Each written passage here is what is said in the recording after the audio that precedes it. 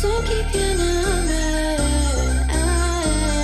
No, I don't want your call. I write the shit, I ain't on a tight ship. I'm working really hard. So keep your number. No, I don't want your call. I got to dip, don't start your own shit. I'm working really hard. I'm working really hard.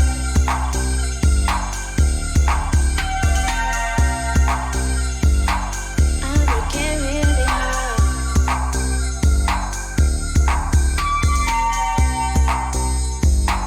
I'm working really hard.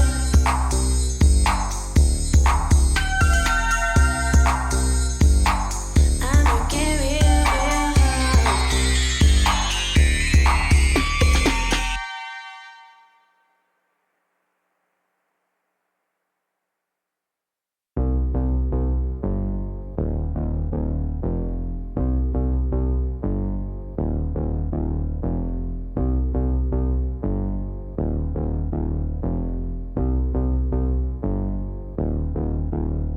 I make beats in bed and I don't need nobody else. I make beats in bed and I don't need nobody's help. I don't need your fancy studio, I'll do this shit myself. Make beats in bed and I don't need nobody else, yeah.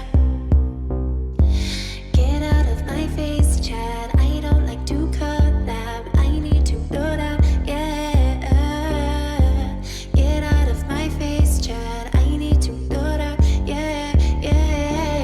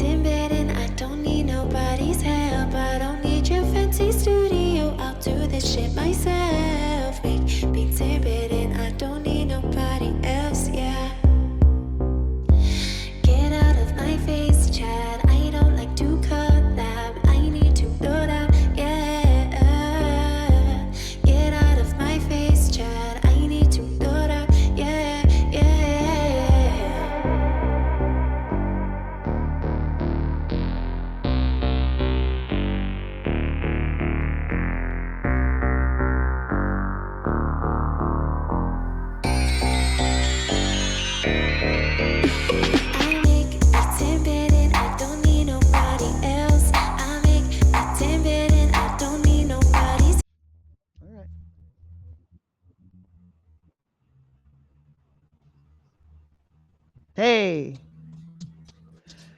thank y'all for coming. Happy to have you here. You know who I am. It's Tiffany. I'm joined by the great Sports Illustrated writer Rohan. Rohan, say hi to the people. What's up? Thank you for having me, Tiff. I'm excited to be on your first episode. We'll see if you're still happy by the end, but we'll get to that. We'll get to that. And we also have we also have our distinguished shadow producer Brian M. Brian M. Introduce yourself to the people and let them know what they should be expecting. What's up, guys? You guys don't normally see me on the streams. I will be popping in now and again. Just wanted to let you guys know we do have a command in the chat. It's exclamation point mixed bag. Just explaining that we're going to be taking questions from the chat throughout the episode, so put them in there.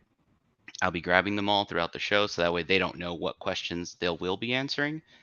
So put those in. If you want to prioritize your question, you can use your resub message to send in a question or even a donation. It could be $1, 50 cents, whatever, just a donation to submit your questions and they'll be able to get to them sight unseen, which is a lot more fun than if they knew ahead of time.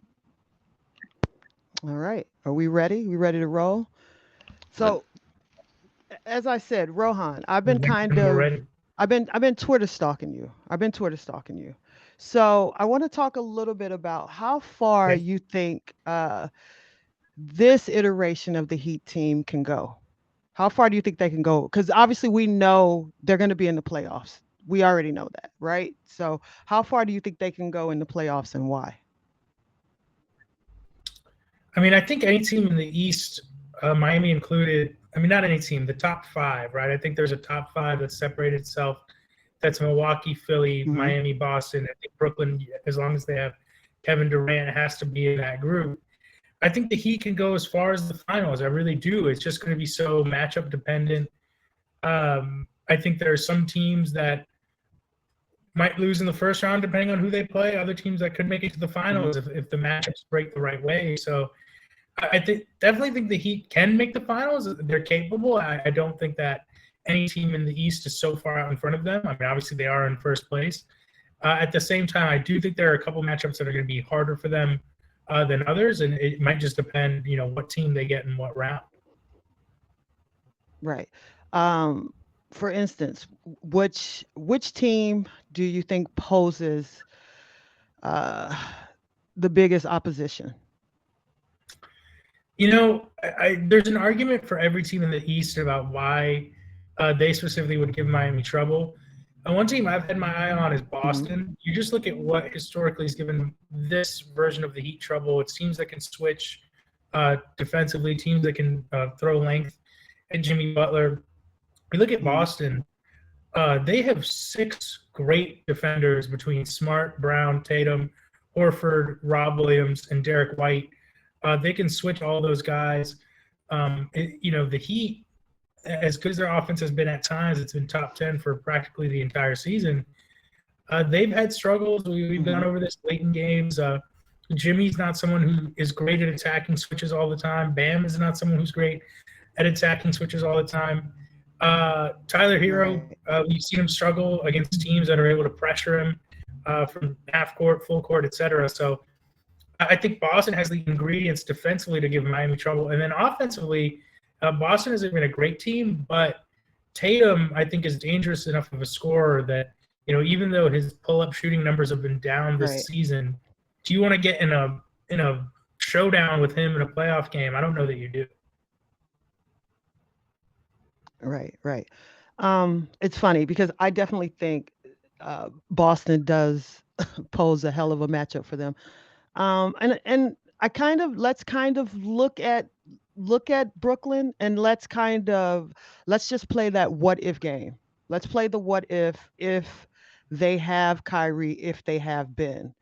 Um, what kind of matchups do you see where Miami can, beat them in a 7-game series? What are the matchups that you would look at as far as on the court?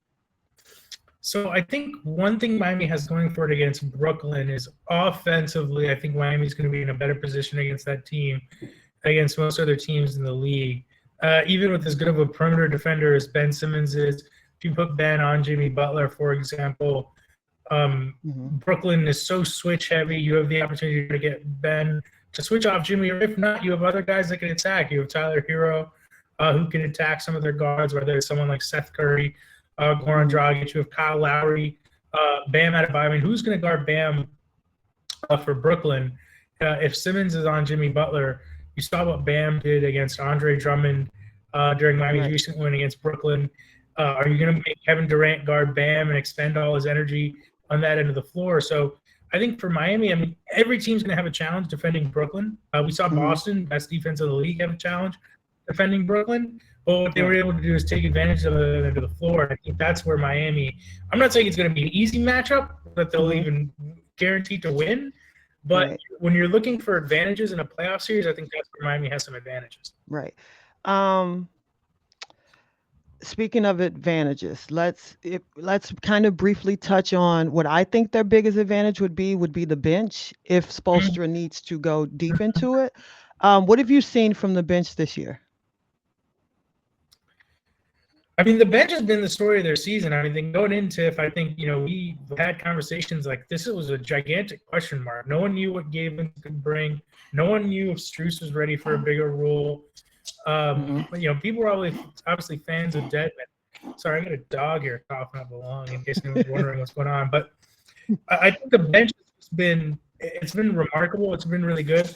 One thing that makes me nervous about the bench, on one hand, Spo last night called people amateurs for saying if they're worried about trying to make decisions based on who's in the rotation. But you look at a playoff game, I've had this conversation with coworkers at SI, but it's not easy to decide for a 4-minute stretch that could end up being the difference in a game, which player deserves to be on the floor.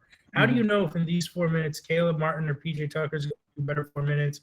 If Gabe Vincent or Victor Oladipo is going to give you a better 4 minutes?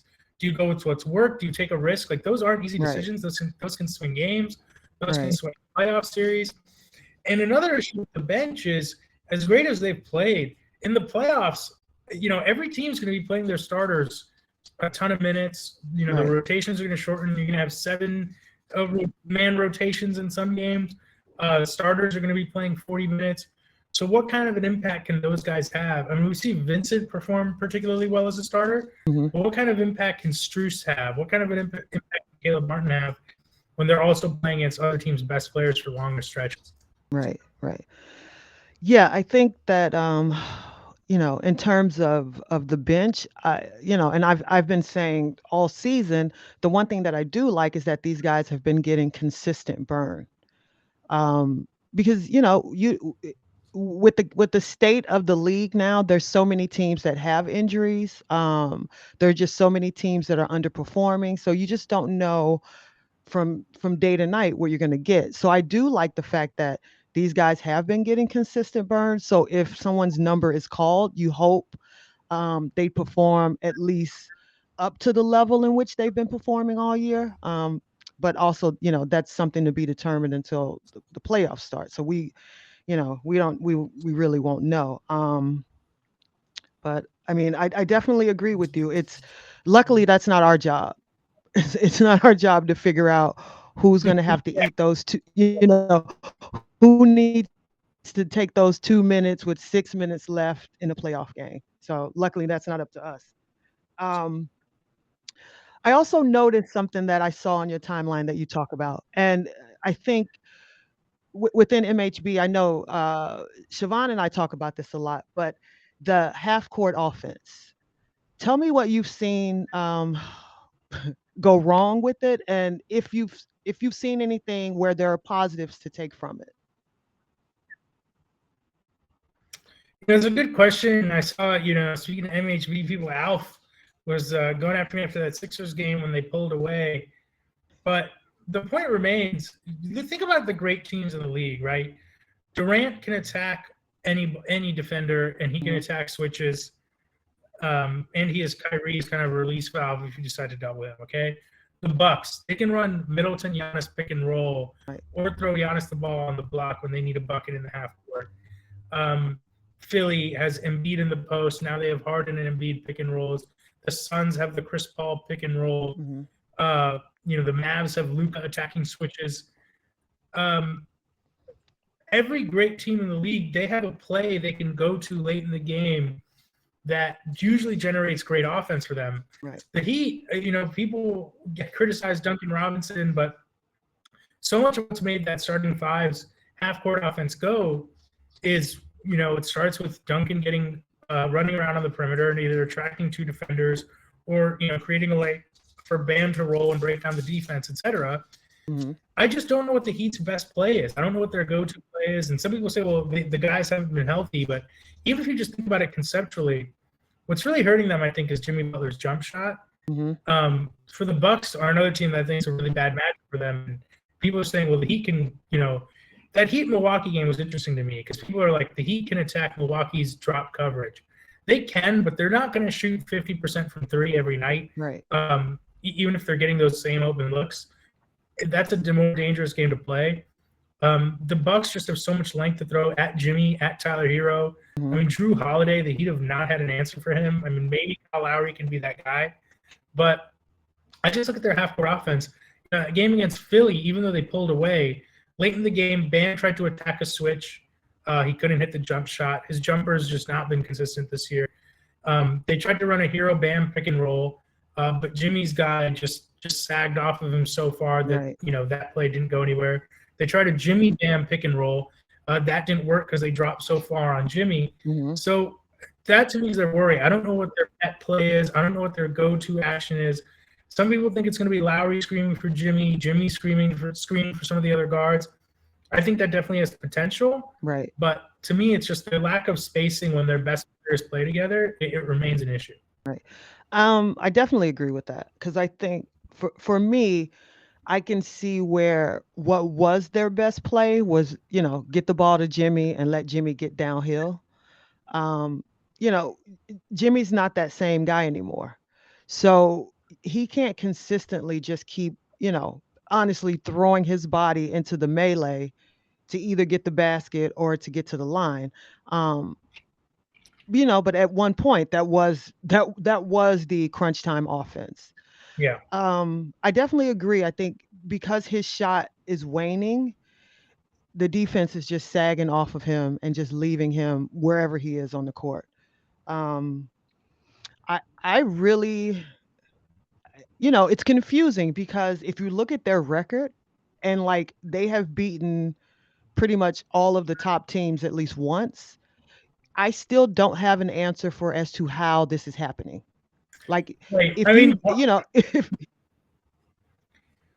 I'll just add, part of it is you look at, they beat the Bucks once. The Bucks were healthy, but then the Heat weren't. So you wonder if the Bucks were up for that game. They beat the Suns when they weren't healthy. And again, I remember tweeting this and people said you're crazy, but I was like, how's the Heat's offense going to work when Jimmy and Bam return? Because a key to a lot of those crazy wins they had, they had a blowout over Chicago. They were able to play more shooters and play a more three-point heavy offense than they're able to play when Jimmy and Bam are healthy. They played two different styles. And, you can win some games the way they were playing with their best guys hurt because they shoot enough threes and they have good enough shooters that you can win some regular season games that way. But you're not playing Max Strus all those minutes in the playoff series. You're not probably not even playing Vincent as much. We don't even know what Vincent's rotation spot is right now with Oladipo coming back. So to me, it's like you look at the context of some of those big wins. Listen, those were good wins. Those were hard-fought regular season wins. In terms of what they mean for the playoffs, it's hard to draw conclusions from those games. Right. I want to touch a little bit on Bam because we've seen all the things from Bam this season. We've seen the good, we've seen the bad, we've seen the indifferent. When you watch Bam, what are you looking for? I know Spo doesn't like this, and I know, Heat Twitter is always talking about this, but I just want to see him, look at the hoop a little bit more. I'm not one of those people that I know some people get mad about the dribble handoffs and how much time he spends on the perimeter trying to get the shooters open. I do think you look at Duncan's passing, especially the last couple of weeks. He had 7 assists in that Brooklyn game, and they were just killing him and Bam were killing the two-man game. To me, I just want to see him shoot more. That's it. At the end of the day, I want to see him shoot more Right. because even when the shot's not going in, it keeps the defense honest. Hmm. I want to see him attacking the basket. I think what he's been doing in transition has been particularly great because I think he needs to develop confidence in those short jumpers, and that's come and gone this season. Right. And I just think the more he shoots it, the more confidence he's going to gain in that shot, the more defenses will respect it. Right. But he's been on a tear lately, and I think it's because, especially what he's doing in transition, taking advantage of mismatches. That's great, Right. but it's not an easy balance for him to find because he does get guys open. He Hmm. does get their three-point attack going. He does get Duncan Robinson going. He does open up the half-court offense in so many ways, but particularly when he has a mismatch, you saw what he did against Vucevic with the Bulls. The Bulls couldn't stay in front of him. Those kinds of nights, he has to Right. be in attack mode. Right. Yeah, I definitely agree. I don't, hit or miss. I want to see him taking those shots. Um, but he flourishes in the open court. And I definitely would love Mm-hmm. to see, I'd love to see more of that, more of him even just getting the ball and, putting his head down and going to the basket because he's a freight train in the open court. And there aren't many players in the league that one can catch up with his speed and two deter him from the basket in the open court. So I definitely would like to see more of that shooting. But I find that he seems such like an unselfish player that, 90% of the time, the last thing that he's worried about is his offense. But I feel like most of the time, when he gets his offense, everything else seems to click. The team just moves in such a better way when he's scoring. And I don't know, I personally, that's just how I feel. But I feel like, in such a short amount of time, they got to try to find a happy medium for where he's able to be the playmaker that he is, but he's also able to assert himself in some sort of offensive role. For sure. And like I said, he doesn't have an easy job. When he is aggressive, it puts so much more pressure on defenses. I will say, I mean, one thing that hurts Bam a little bit, the Heat play, I think, with the third slowest pace in the NBA. He's someone who deserves to be on the half court running. When we joked about this one night, if you put him on like Charlotte, that team would Right. be sick. Like he'd be running up and down the floor. He'd be unstoppable. Um, and I think the Heat lose some of that by playing so slowly. Hmm. People talk about the Kyle Lowry head-to-head passes. They get some early shot clock looks that way, but it's not a team that's running up and down the floor. I do Right. think we saw an interesting lineup. There was Lowry, Oladipo, Hero, Martin, and Bam. You give me that for 4 minutes in the playoffs. Let that group run a bit. Hmm. Lowry wants to run, Martin wants to run, Oladipo will go out and run. I'd like to see that lineup mixed in for some stretches because I think they can, increase their pace to get everyone some good looks. So there's ways to get him going, but I'm really interested to see what he does in the half court because him and Jimmy have something to prove after the way their playoff series ended last year. I think there are a Right. lot of factors that went into that series. Hmm. The mental and physical exhaustion of playing after the bubble clearly took a toll on many guys. I mean, look at Bam. He looked so skinny last year compared to Right. last year. Like he just looked worn down. He'd start games in a full sweat. Like, Hmm. um, but they need to prove. The Bucks just punked them in the half court. It's true. So I'm curious to see how they respond to that come playoff time. Yeah, I definitely agree. I think they'll be up to the task. You know, I guess there's video if I'm wrong, so we'll find out.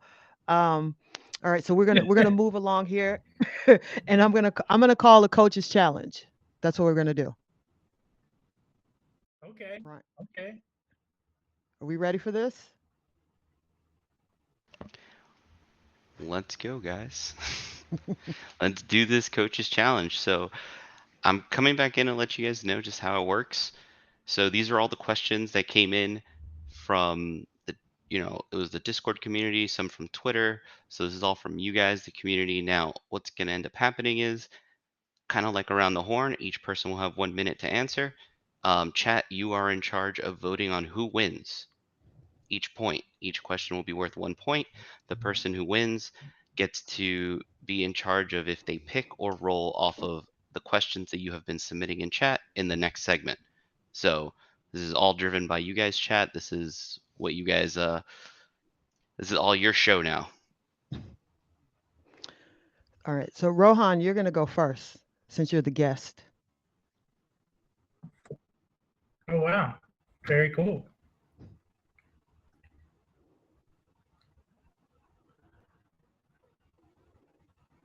Thoughts on Depot's Is this the debut? question? Can someone read it out? I can't read it.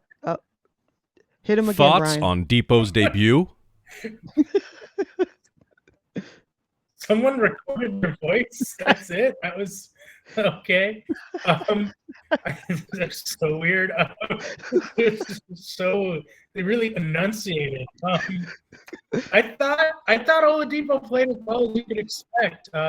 I thought he looked really rusty in that first stint. I think he looked a lot better. I think getting out of the way, coming back on the court in the second half. The shooting was there. I think the shooting is almost going to be more important than anything else.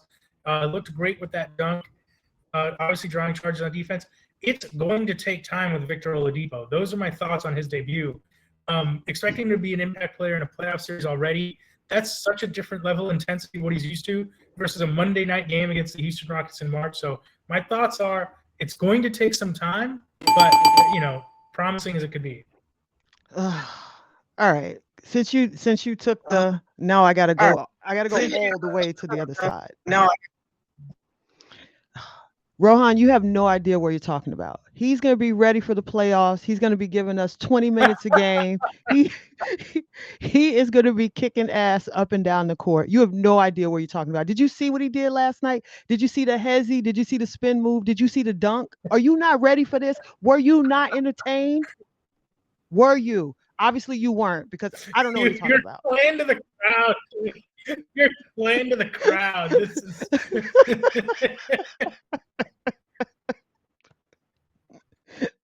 We can't agree, so this I is gotta an unfair fight. You're riling up.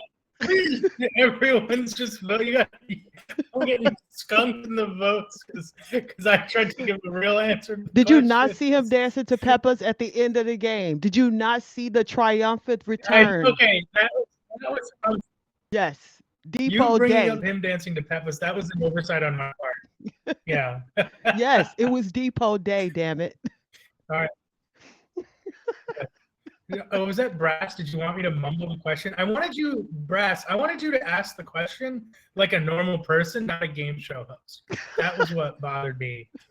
With folks on Depot Day, like I hated it. Okay. All right. Well, Tiff clearly won that one. My apologies for trying to answer the question truthfully. There we go. Okay. Has Bam been the best player on the Heat since coming back from injury? Ooh. I'm gonna take this. Okay. I'm gonna take this. No, he hasn't. And I'm gonna go with Tyler Hero. Because honestly, if you look at the games, and of course, I don't care about the numbers, but we got to talk about the numbers when it comes to Tyler. He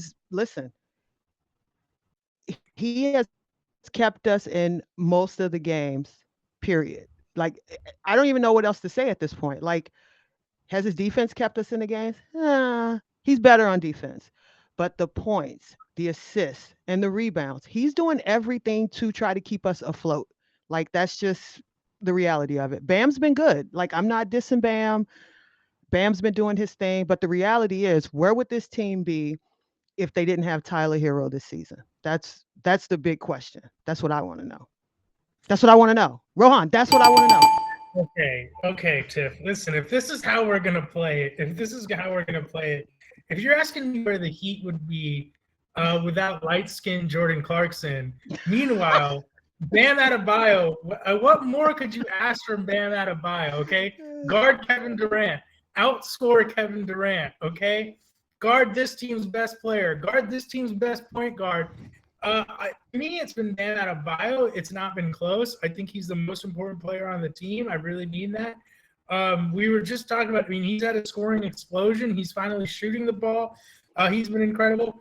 And how can you, what this guy does on a night-to-night basis defensively, he is the defensive player of the year. I don't even care about the injury anymore. I don't care that he missed 25 games.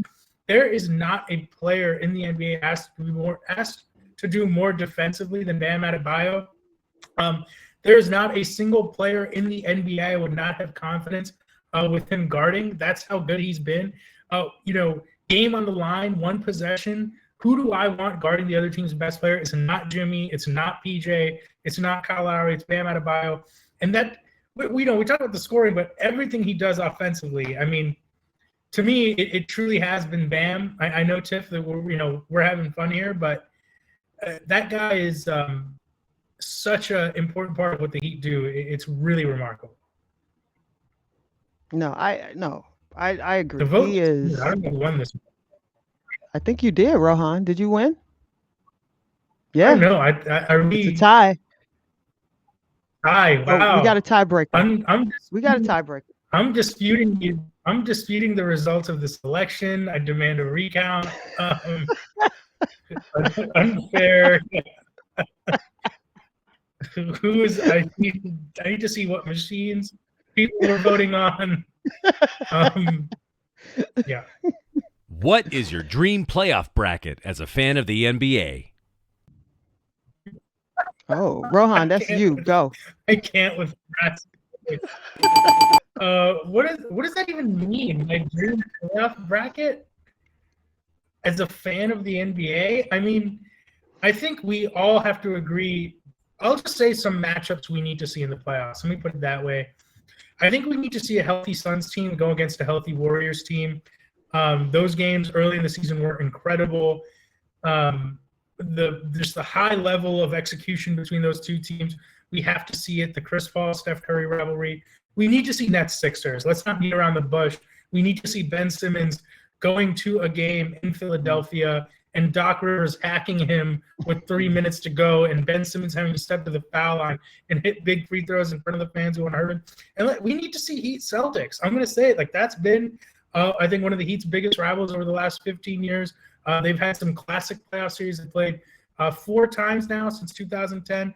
Let's get a 5th one going. I think we all want that. So, I mean, to me, those are the series I want to see at least. I don't know what dream playoff bracket means otherwise, but those are some of the series that I'd like to see.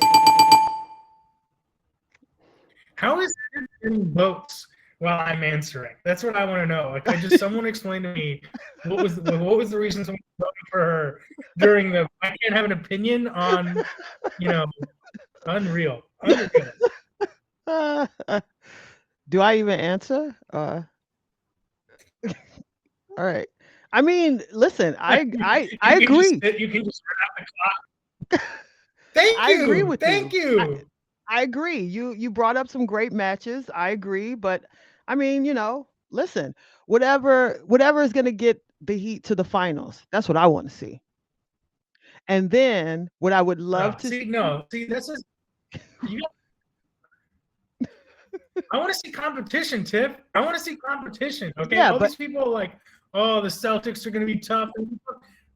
Grow up, okay? You don't want the easy way. You don't want the easy way through. Listen. I want to see some competition. I want those moments where I'm terrified that it's all going to end. That's what I want.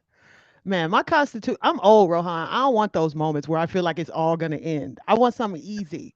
Listen, I want something easy. But you know what I would love? Honestly, what I would love to see, I don't know how, by hook or by crook, the Lakers could sneak in, but I'd love to see them play the Grizzlies. That's the series that I got earmarked that I would love to see. Yes. LeBron versus the kids. And it's possible. The Lakers get up to 7. Yeah. That's what I want to see. That would be a lot of fun.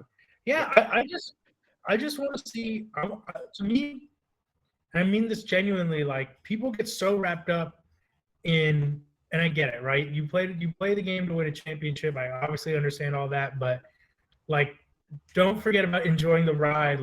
Right. If the Heat were never down 3-2 in Austin in 2012, we never see LeBron's game 6. Right. If the Heat don't go down 5 with 2 seconds left against San Antonio, we never see the Ray Allen 3. Like, you only get those great moments because there are moments of despair. There are moments where you think you're going to lose. That is what makes the playoffs so exciting. Like, I just want to see competitive games because that's when you get the greatest moments, Right. when your team's pushed to the brink. You don't get those great moments when you're just running through the playoffs. So I want to see the Heat tested. I want Right. to see them respond to tests, and I want to see them respond to competition. I think the best thing about what we see in the East right now is that there's competition up and down the board. So I feel Mhm. I honestly think that, like, I don't think any team's going to have a walk in the park, even if there's a 4-2 situation, or anything of that nature. But luckily, like, the East has been kind of rounded out. Like, it seems like all the teams have matured. So I'm hoping that Mhm. it's just competitive across the board in the East. Because, you still want to have some fun. You still want For to sure. have some, Sure. you want the oh my God moments, because that's what you talk about the next day. Like, you want those moments too. So I literally think Exactly. that I literally I think couldn't it's going to be it's going to be a nice, like, I think we're going to be like pleasantly surprised by the playoffs this year. So I'm excited. I'm excited. What do you think offers for Caleb Martin will look like this offseason? Mm.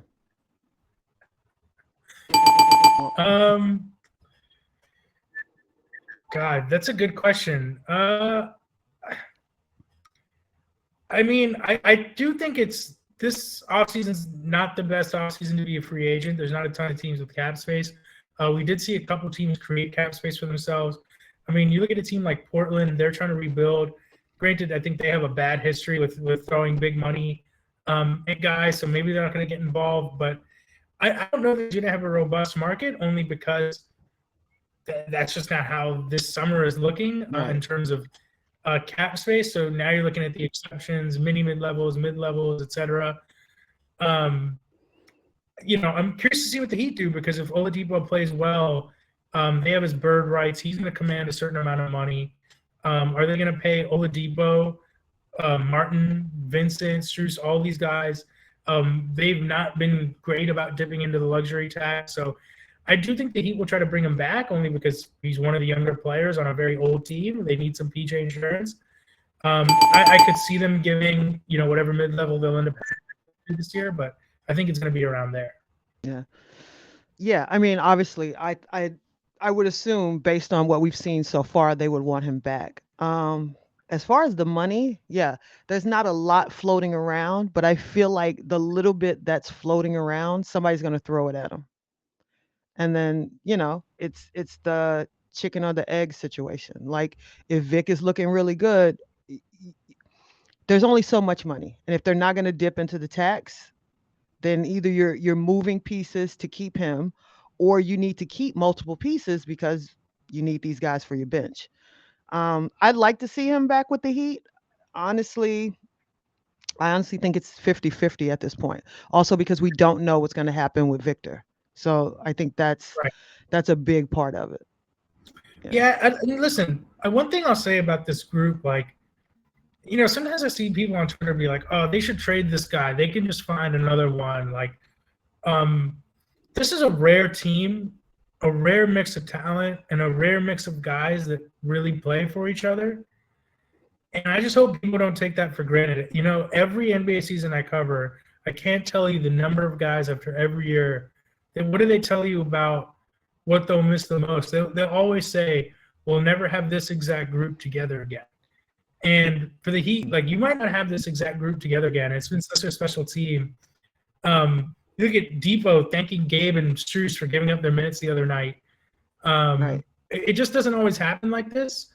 And I just hope, like, people don't lose sight of that. Like, it's not so easy to replace the personalities and all those things. So it's a really special group, and I hope they're able to keep them together for as long as possible. Okay. Yeah, I agree.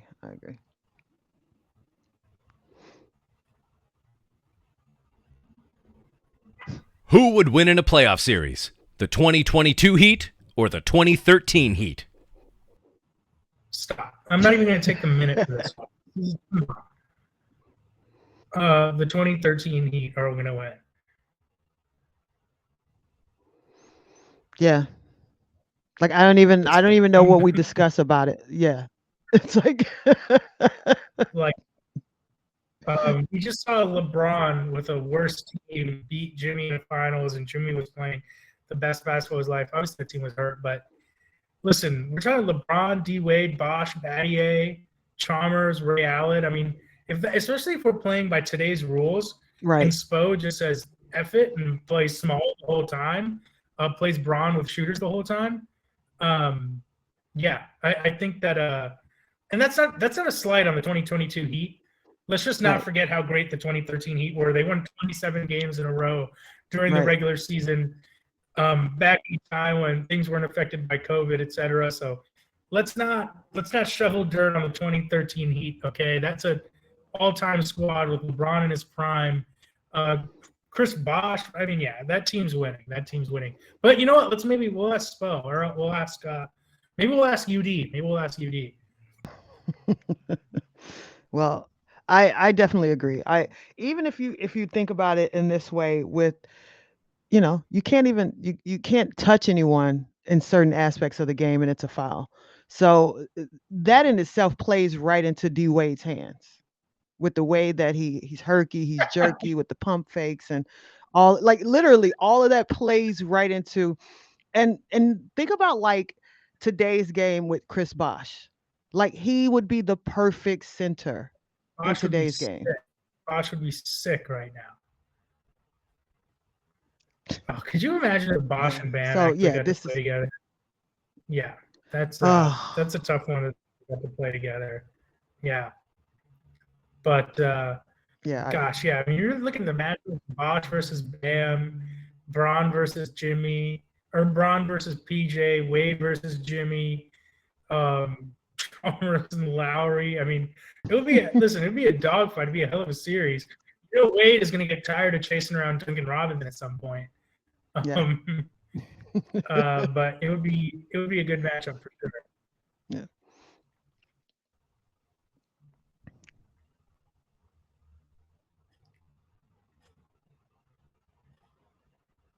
So these next one we don't have recorded because these are the ones from chat. Tiff, you won the inaugural coaches challenge. So you get to either pick or Listen, roll off of these questions. listen. I have And a message for everyone in the chat. Let's grow up and show some guts. These people, no, everyone here just wants to be told everything's gonna be great. Their life's gonna be easy. This team's gonna all right. Let's. Sorry, somebody had to tell you how it is. All right. To be fair, Rohan, These children in the chat. you both missed all the correct answers, which was Heat and 5 for all 5 questions. So Okay. well, on to the pick and roll, guys. Okay.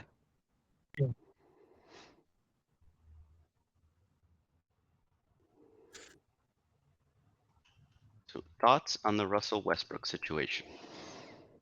Um, I'll pick it. I'll pick it. It's interesting because there's so many ways you can look at this catastrophe that seems to be unfolding every day in front of us. Um, because it's like you're a professional athlete and things come with that. Uh, openly being criticized for your sport in which you play, that comes with that, right?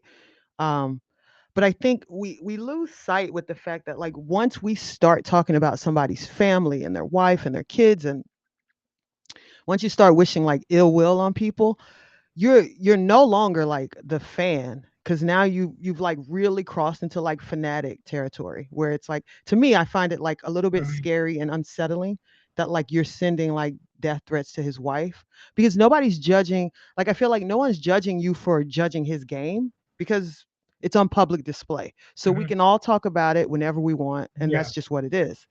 But people are seemingly like they're crossing this line every night where they're including his wife and his kids and his mother, where it's like this, it's like just weird to me now. Yeah, Tiff, I completely agree with you. Like, to me, it's sad. I don't root for basketball players to be bad. The more good players there are in the NBA, the more fun it is for us to watch. Hmm. When Russell Westbrook was at his best, it was fun to watch. Like, and it's unfortunate when people are involving his family. And I'm with you. Like, I've never been the type that's like, I'm making fun of a guy's name, I'm making fun of a guy's appearance. If they don't play well, they don't play well, and that's Right. that.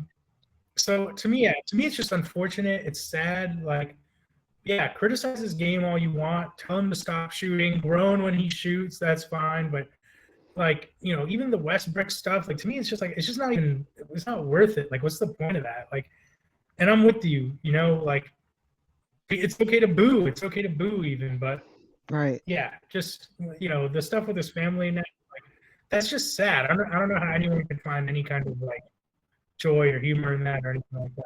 Right. Right. No, I agree. Okay. So on to the next question. Rohan, drip or drop?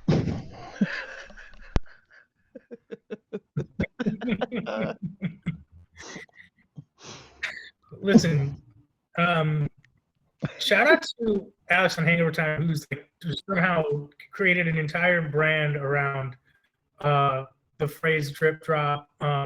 It's his Twitter bio. I mean, good for him. Good for you guys. Good for what you're doing on Hangover Time. I'm gonna stick with an iced latte. I don't know where that falls in the drip or drop category. Some the answer. Neither. Listen, just leave me out of it. Leave me out of it. That's all I ask. Uh,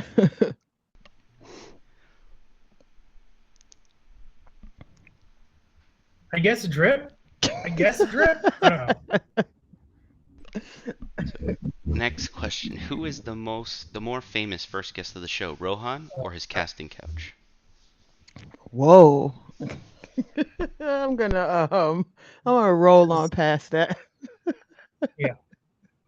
Roll on that one. Thank you.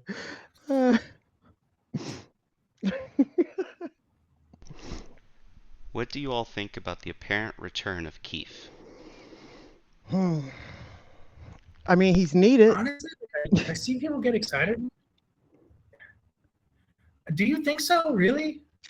I think he might. You know what it is? I'm interested in PJ getting a rest. So I'd like to see him come back and play some of those minutes because I definitely like to see PJ get a rest going into the playoffs. Now, as far as That's playoff fair, rotation, and I don't know. I just need people. I just need people to be prepared. Like, I'm all for PJ getting rest, maybe even sit PJ out a couple games, but just be prepared for the Heat not to play as well in those games because I think people are like, "Oh, once we get Keith back," and I'm like, really? I mean, it's not that he was bad during the regular season, but he's not like he's this huge difference maker. Right. I mean, someone in the chat's wanting Caleb and the Achilles too. That's good.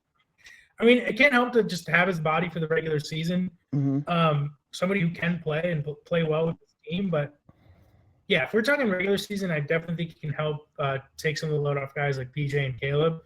Playoff rotation, to be honest, like I don't know how much of a difference he's going to make for that. Right. Yeah. And for our final question, which coach do you worry about most in the playoffs?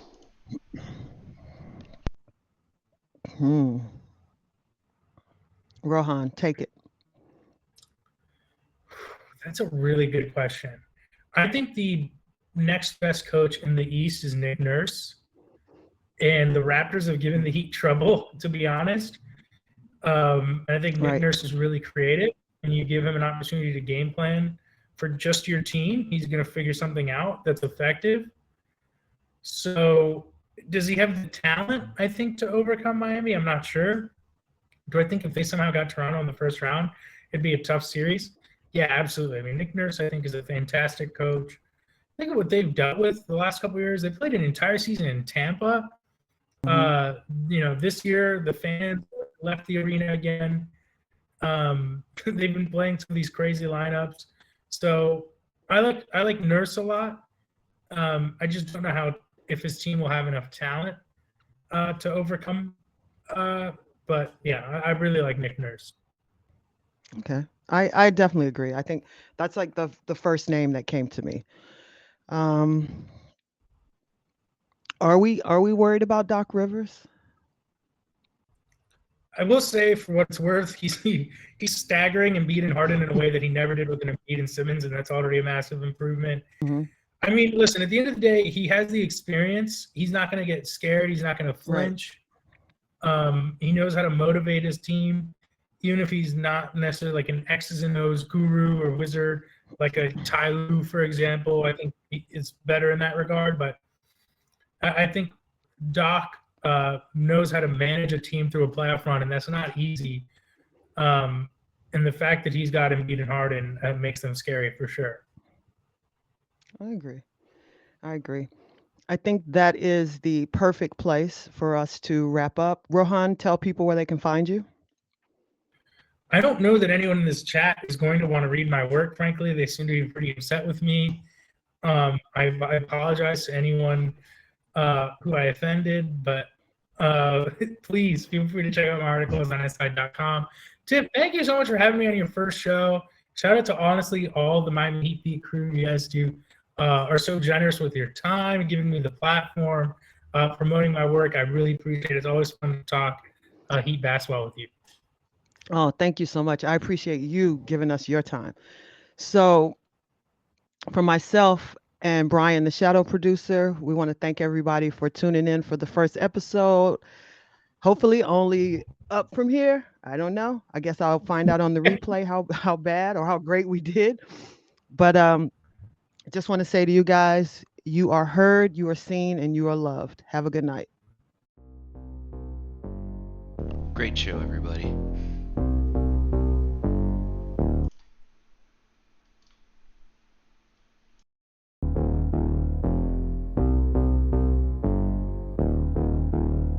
I make beats in bed and I don't need nobody else. I make beats in bed and I don't need nobody's help. I don't need your fancy studio. I'll do this shit myself. Make beats in bed and I don't need nobody else. Yeah. Get out of my face, Chad. I don't like to collab. I need to load out. Yeah. Get out of my face, Chad. I need to load out. Yeah, yeah.